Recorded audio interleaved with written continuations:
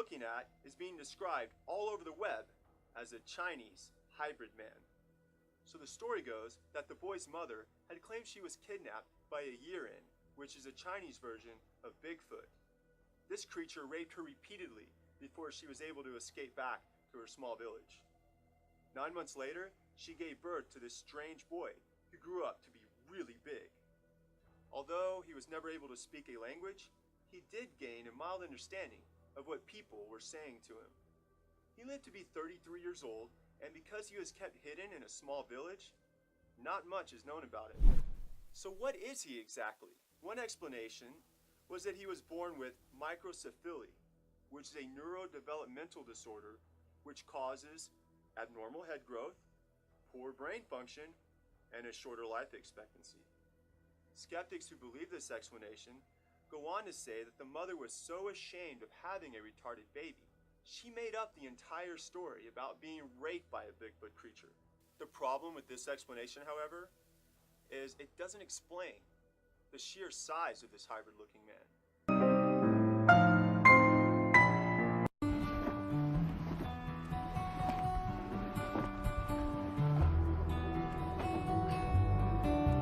Jeremy and Christiane became proud parents just 4 months ago. Ew. These are about to Oh my God. She reeks. Being a first-time mother can be a struggle. As a little person, Christiane faces extraordinary challenges. Even changing a nappy can be stressful. Baby, that's too high. Turn around. Turn it, go like this. And babe, I told you this wouldn't work. Look at how far away the pillow is.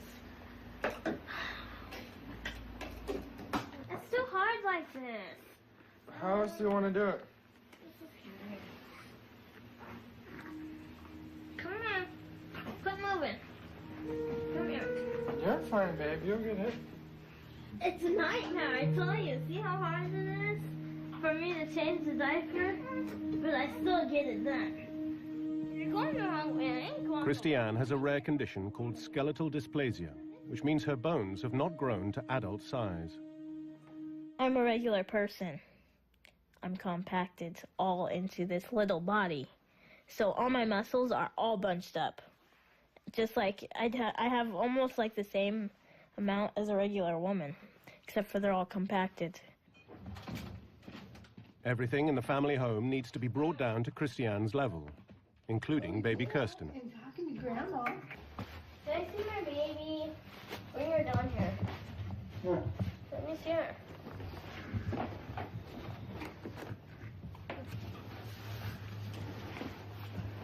Hi, sweetie. Babe, you're blocking her smile. Hey. You guys want to go? Yeah. Christiane has one leg 2 inches shorter than the other, making walking hard. Jeremy carries her everywhere. Mommy, pick up my shoe, because I know it's going to fall.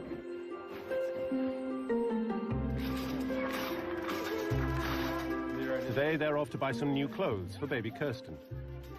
Jeremy has come up with his own way of moving his family around the shop. Oh, there goes your head. You're so cute. I love you. It's unbelievable. It's not long before they start to get attention. Down here? They just kind of stare. It's like their eyes are glued to me. Like they cannot get their eyes off of me. I'm like, geez, I'm just short.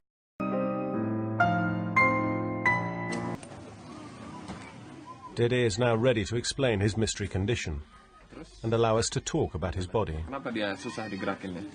Yang kecil-kecil begini itu, yang gede terus tambah lagi.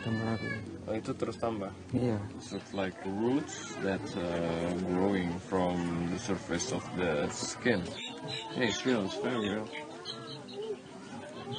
It's not his finger, but the tip of the finger. This is like growing from the surface of the skin of the finger. Apa rasanya waktu diangkat gitu? Rasanya ya berat aja. Coba sambil digerakin jarinya gitu. Apa rasanya? Jarinya enggak. Ya, Cuman gini aja bisa digerakin. It's about 5 millimeter each month. That's how fast it's growing. Ya udah ada di sini sedikit ya. kita kan 15 tahunan ya. Tadinya diambil diiris.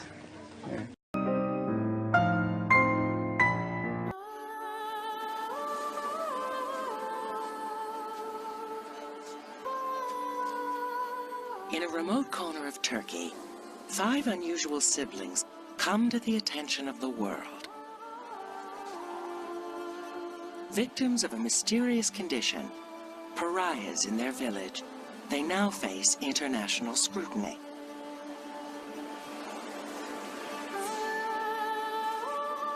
And all because of how they walk, on their feet and their hands. What could possibly have caused this? The family sparks a fierce debate among scientists around the world. Some create a sensation in the popular press, claiming the handwalkers represent a backward stage in evolution. Others believe their disability may hold clues to how we came to walk upright. Within the DNA of this family, there is going to be that gene that we still have to find, which may be involved in the evolution of this very human trait. Some argue the handwalkers have been shaped less by genes than by the world around them. Those kind of behavioral changes don't occur as a result of 1 or 2 genes changing. I'm quite certain that there's something else in the background of this astonishing family that changed the behavior of the children in this family so that they'd failed to get up on 2 legs. But whether the handwalkers tell us anything about the past, their personal story is about to change. The case of Oksana Malaya is a key illustration of these issues.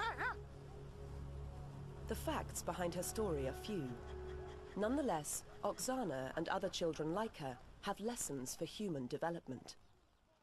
Oksana was born in November 1983. When the baby girl was born, she weighed 5 pounds 11 ounces and didn't have any abnormalities, either physical or mental. Yet Oksana went on to become more like a dog than a human being.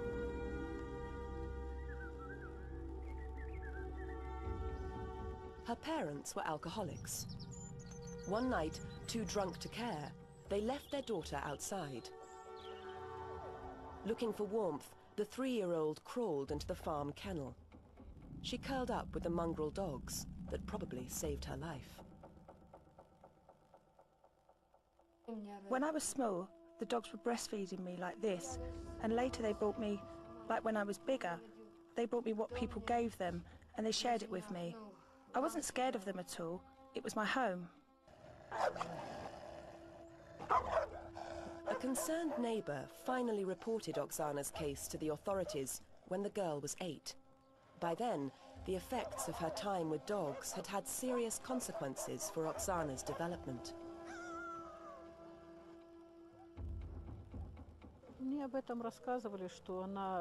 She was more like a little dog than a human child. First of all, she couldn't speak, or she could hardly speak. And actually the purpose of speaking, well, she didn't think it was necessary to speak at all.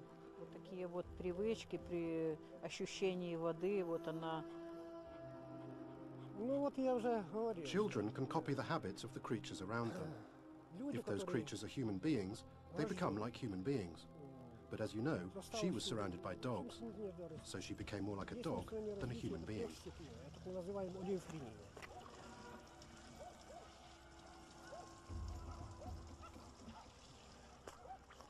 She used to show her tongue when she saw water, and she used to eat with her tongue and not her hands.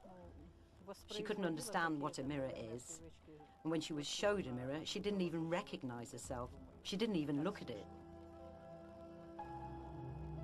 Oksana's difficulties with language and self-awareness point to key differences between humans and animals.